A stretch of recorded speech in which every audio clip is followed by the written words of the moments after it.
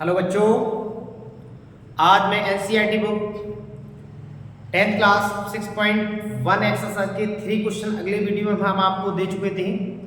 अब next video है ये, तो इसमें क्वेश्चन नंबर 4 से स्टार्ट होंगे। अपनी सनराइज क्लासेस पर आप सभी का हार्दिक स्वागत करता हूँ। देखिए बच्चों, आप सभी को ये प्रश्न प्रत्येक पार्ट की वीडियो बनती जा रही है। जैसे कि इससे पहले वाली 2 वीडियो हम अपलोड कर चुके हैं। उसमें क्या है कि पहली जो वीडियो थी उसमें थोड़ा बेसिक इनके फॉर्मूले को हमने बताया था। उसके बाद वो नेक्स्ट वीडियो था, उसमें मैं 3 क्वेश्चन आपको करा चुका था। बच्चों देखिए, अब क्वेश्चन नंबर हम 4 कराएंगे। 4 से जितने भी आपको जिस वीडियो में हो पाएंगे उतने हम कराएंगे। और हमारे वीडियो को आप लोग शुरू से लेकर एंड तक देखेंगे ताकि आपको भी कुछ फायदा होगा। और हमारे चैनल को सब्सक्राइब करिए, लाइक कमेंट भी करिए। वीडियो कैसी लगी आप लोगों को देखने में। देखिए बच्चों, सबसे पहले हम क्वेश्चन नंबर एक्सरसाइज 6.1 का क्वेश्चन नंबर 4 से स्टार्ट होगा, क्योंकि 3 हम इससे अगली वाली वीडियो में करा चुके हैं। तो क्वेश्चन नंबर 4 जो है, देखिए क्या है बच्चों।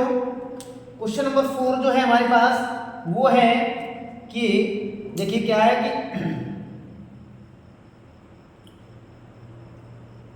3 बिंदु दे रखे हैं। 3 बिंदु हैं और उसमें ये पता करना है कि ये जो ट्रायंगल बन रहा है 3 बिंदुओं से, उसमें ये कौन सा ट्रायंगल है।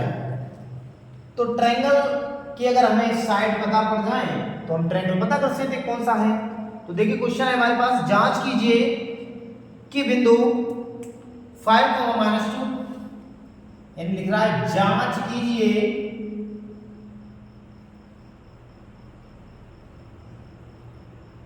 कि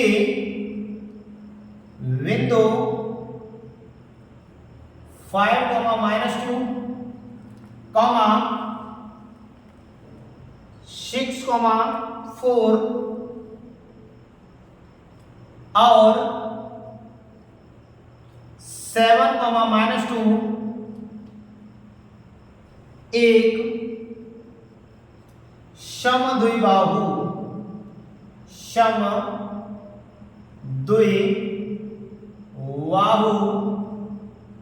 त्रिभुज है। ये जांच करनी है। हमारे पास 3 बिंदु दे रखे हैं। इन 3 बिंदुओं से एक ट्रायंगल बन रहा है। उस ट्रायंगल को पता करना है कि ये समद्विबाहु है या नहीं है। तो देखिएगा, सबसे पहले हम इस ट्रायंगल को इस पर रिप्रेजेंट करते हैं, इन सभी बिंदुओं को। तो इसको ए बिंदु मान लेते हैं, इसको बी और ये सी। ए बिंदु है वो 5, -2 और ये है 6, 4 और ये जो है वो 7, -2। देखिए बच्चों, सबसे पहले हम इसमें चेक करेंगे। देखो ये कौन सा त्रिभुज है, ये हमें कब पता पड़ेगा, जब इनकी सारी साइडें हमें पता हो। तो हम ए बी साइड निकाल सकते हैं। तो हमें पता है कि 2 बिंदुओं के बीच की डिस्टेंस किस तरह से निकालते हैं। किस तरह से निकालते हैं कि इन 2 बिंदुओं के बीच की डिस्टेंस के लिए एक फॉर्मूला होता है। क्या होता है? √x1 - x2 का whole square plus y1 - y2 का होल स्क्वायर। तो सबसे पहले हम ab को निकालेंगे। ab इक्वल टू क्या हो जाएगा, x1 - x2 का whole square plus y1 - y2 का होल स्क्वायर। देखिए बच्चों, अब हम बात कर रहे हैं ए बी की। किसकी बात कर रहे हैं? तो हम यहाँ ए और बी बिंदुओं को रिप्रेजेंट नोट कर लेंगे। तो ए कितना हमारे पास 5, -2 और बी बिंदु जो हमारा है वो 6, 4। इसके बाद आप इन बिंदुओं को नाम रख देंगे, तो x1 और y1 और ये हो जाएगा x2 और y2। इनको हम यहाँ रखेंगे तो ab इक्वल टू √ क्या हो जाएगा, x1 कितना है 5 - x2 कितना है 6 का होल स्क्वायर प्लस y1 कितना है -2 y2 कितना है 4 का स्क्वायर। देखिए बच्चों, इसको करेंगे हम जब कैलकुलेट तो क्या आएगा, √, ये हो जाएगा -1 का स्क्वायर प्लस ये हो जाएगा -6 का स्क्वायर। अब हम इसके स्क्वायर करेंगे याद, तो कितना आ जाएगा, √, ये 1 का स्क्वायर 1 रहेगा प्लस इसका 36 हो जाएगा। इसको कैलकुलेट किया तो ये √37। क्या 37 बाहर निकलेगा? बिल्कुल नहीं निकलेगा। क्यों नहीं निकलेगा? क्योंकि ये प्राइम नंबर, ये कह सकते हैं अभाज्य संख्या है। अब इसके बाद हम BC को निकालेंगे। तो देखिए BC को निकालेंगे तो BC V और C बिंदु को हम नोट करेंगे। V कितना है 6,4 और C कितना है हमारे पास 7,-2। देखिए बच्चों BC को निकालेंगे तो अंडर रूट फॉर्मूला वही लगाएंगे हम। क्या हो जाएगा हमारे पास फॉर्मूला, ये x1 अब हम थोड़ा इसको फास्टली करेंगे। x1 और ये क्या है y1 और ये x2 और ये क्या है y2। तो देखो x1 x2 6 - 7 का होल स्क्वायर प्लस y मतलब 4 माइनस क्या हो जाएगा +2 का माइनस इससे माइनस क्या हो जाएगा प्लस का होल स्क्वायर। देखिए बच्चों BC है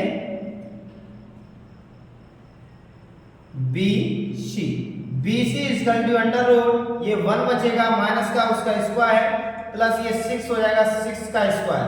आगे हम करेंगे इसको तो क्या बन के तैयार होगा BC equal to under root ये हो जाएगा 1 + 6 36। BC इक्वल टू कितना आएगा 37। देखिए ये दूसरी साइड आ गई, ये पहली साइड आई थी दूसरी साइड। अब हमारी तीसरी साइड CA बचा। कौन सा बचा CA। तो हम CO को निकालना चाहेंगे तो देखिए बच्चों यहां निकाल देते हैं C और A। C का पॉइंट कितना है 7, -2 और A का पॉइंट कितना है 5, -2। इसको भी हम थोड़ा CA अंडर रूट क्या हो जाएगा 7 - 5 का होल स्क्वायर x1 - x2 और प्लस -2 माइनस क्या हो जाएगा +2 का होल स्क्वायर। ये कैंसिल हो जाएगा। क्या हो जाएगा CA equal to under root ये कितना हो जाएगा 2 का स्क्वायर प्लस ये तो 0 हो जाएगा। 2 का स्क्वायर कितना होगा CA इक्वल टू 2 2 4 कितना निकलेगा CA इक्वल टू 2। क्या हम देख सकते हैं इसमें दो साइडें कैसी हैं इक्वल, एक साइड कैसी है उन दोनों से अलग। तो हम कह सकते हैं जब दो साइड किसी ट्रायंगल में इक्वल होती हैं तो उस समय ट्रायंगल कैसा होता है समद्विबाहु। तो लिख देंगे AB equal to BC does not equal to CA। तो लिख देंगे अतः त्रिभुज ABC समद्विबाहु है, समद्विबाहु है। दैट्स इट, हो गया ये। इस तरह से क्वेश्चन नंबर 4 आपका कंप्लीट हुआ।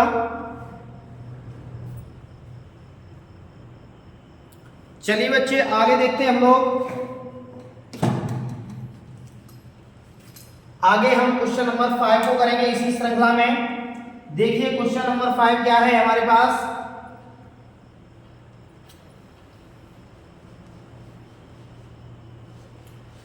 क्वेश्चन को अगर थोड़ा स्पीडली करेंगे तो वीडियो कम समय में ज्यादा क्वेश्चन हो जाएंगे आप लोगों के। अगर स्लो चलेंगे थोड़ा तो क्वेश्चन धीरे धीरे कम हो पाएंगे, कहने का मतलब वीडियो लॉन्ग हो जाएगा। देखिए बच्चों क्वेश्चन नंबर 5 क्या कहता है। ये क्वेश्चन नंबर 5 जो है इसमें एक प्रथम चतुर्थांश है, उसके अंदर कोई 4 पॉइंट है। कितने पॉइंट है 4 पॉइंट है। तो जो 4 पॉइंट है वो इस तरह से इस पर रिप्रेजेंट है। कितना लाइन है 10 1 2 3 4 5 6 7 8 9 10 यानी यहां से 1 2 3 4 5 6 7 8 9 और 10 एक एक्स्ट्रा में डाल सकते हैं इसको। इस तरह से इधर से भी है।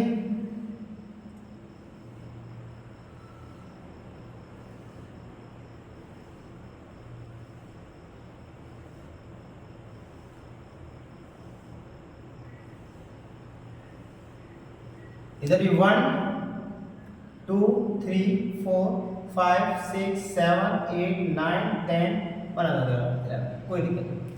इसमें 4 बिंदु स्थित हैं। देखिए A बिंदु स्थित है वो है 3 4 यानी कि इधर से 3 इधर से 4 यहां स्थित है, इसका नाम A है। एक बिंदु B स्थित है 6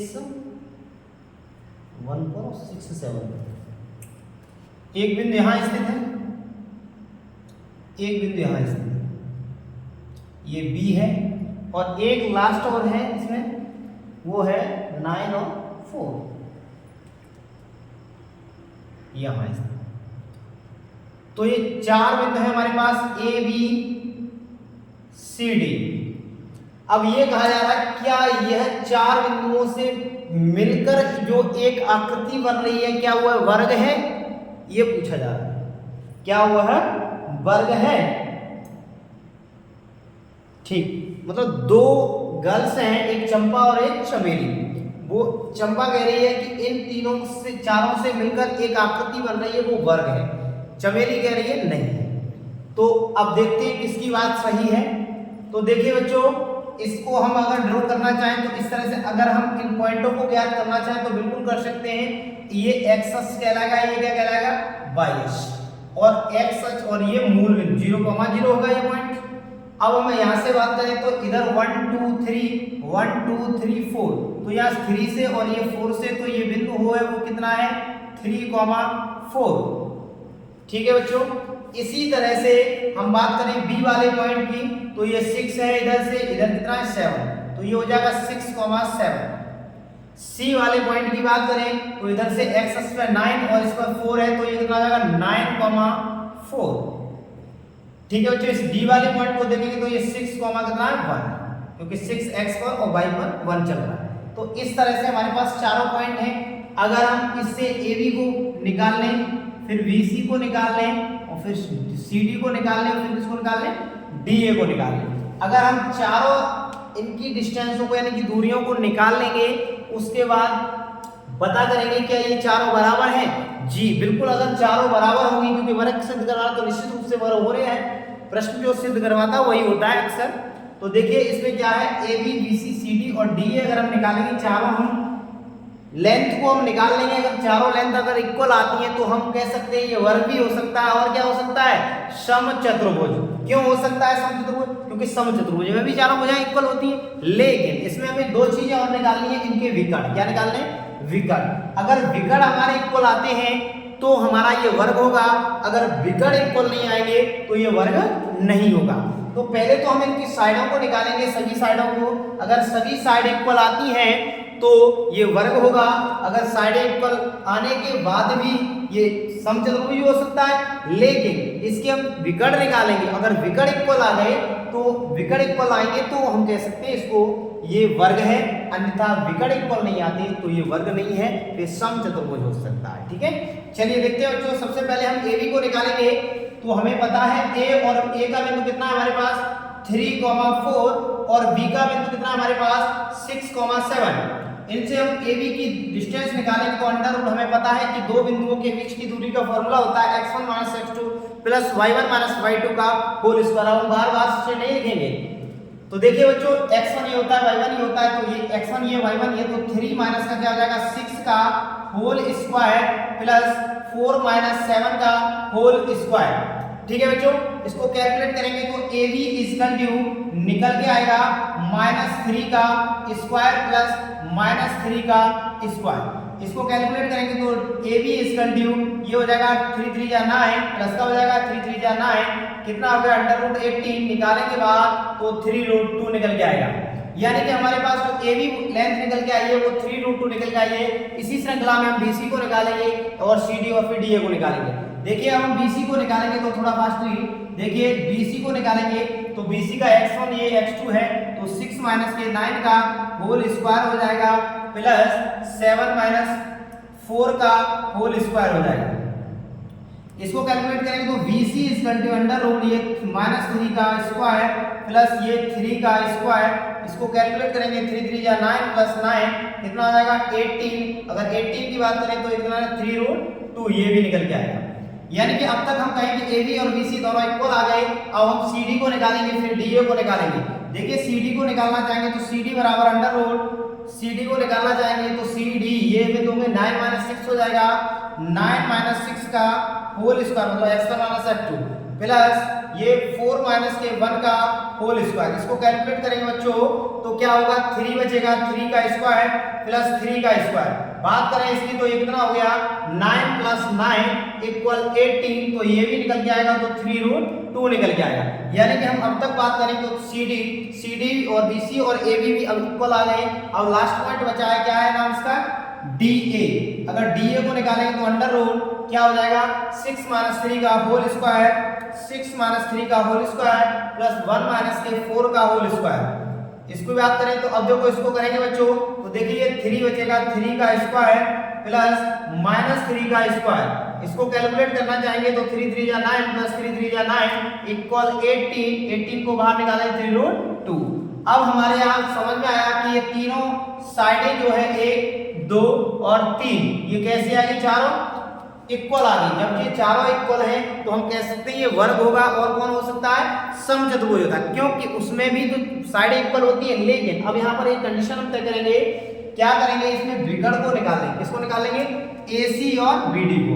अगर AC और BD इक्वल आते हैं तो हम कह सकते हैं कि ये वर्ग है। अगर वो इक्वल नहीं आते तो हम कह देंगे ये समचतुर्भुज है। देखिए बच्चों आगे इसके हम इधर करते हैं, क्या है कि अब हम AC को निकालेंगे। किसको निकालें, AC को निकालेंगे तो A और C बिंदुओं को लिया जाएगा। A और C बिंदु में ये 3 माइनस 9 का होल स्क्वायर प्लस 4 माइनस 4 का होल स्क्वायर, तो ये कट जाएगा, 0 हो जाएगा। AC equal to under root ये कितना -6 का whole square plus 0। AC equal to 36 कितना निकलेगा, AC इक्वल टू 6, यानी AC हमारे पास कितना आ गया, 6 आ गया। अब हम बात करेंगे किसकी, BD को निकालेंगे। अब B और D को निकालेंगे तो अंडर रूट B और D बिंदुओं को पकड़ेंगे तो 6 माइनस 6 हो जाएगा, 6 माइनस 6 का होल स्क्वायर प्लस 6 माइनस 1 का 7 माइनस 1 का होल स्क्वायर, ये कट जाएगा, ये तो शून्य हो जाएगा। VD equal to under root 0 plus 6 का होल स्क्वायर।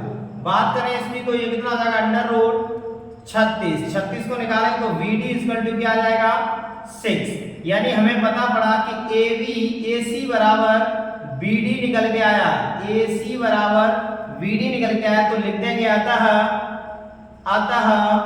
चतुर्भुज ABCD एक वर्ग होगा। ठीक है बच्चों, क्या होगा, वर्ग। फाइनली पूरा क्वेश्चन नोट हो गया है, कर लीजिए। देखिए अगर साथ साथ नहीं लिख पा रहे हैं तो क्वेश्चन नंबर 5 था बच्चों, क्वेश्चन नंबर 5 था ये, ठीक है। तो इसका एनसीईआरटी बुक से देख सकते हैं। क्वेश्चन नंबर 5 में इसकी भाषा लिखी हुई है, चंपा और चमेली की बात की गई है। तो इसमें चंपा बात सही कह रही है, चमेली कह रही है कि हम इस बात से सहमत नहीं है, तो हमने उसको कैलकुलेट करके दिखा दिया तो वो कहेगी बिल्कुल सही है। तो कह सकते हैं कि चंपा सही बोल रही थी और चमेली गलत बोल रही थी, ठीक है ना। ठीक है बच्चों, कर लीजिए। देखिए बच्चों ये 2 क्वेश्चन हो गए हैं आज। इसके आगे बात करें, क्वेश्चन नंबर जो 6 है उसको करना चाहेंगे। तो क्वेश्चन नंबर 6 क्या कहता है, इसमें 3 पार्ट हैं। कितने पार्ट हैं, 3। वो यही पूछ रहा है कि 4 बिंदु दिए हुए हमारे पास, इसमें नहीं है, अब के बाद 4 बिंदु दिए हुए हैं। पूछा जा रहा है कि उसमें कि कौन से चतुर्भुज है, चतुर्भुज है या भी नहीं है। तो ये पूछा जा रहा है कौन से चतुर्भुज है, तो वो हम अगले नेक्स्ट वीडियो में बनाएंगे उसको। आज के लिए इतना, धन्यवाद। हमारे चैनल को सब्सक्राइब करिए, sunrise classes official. Thank you.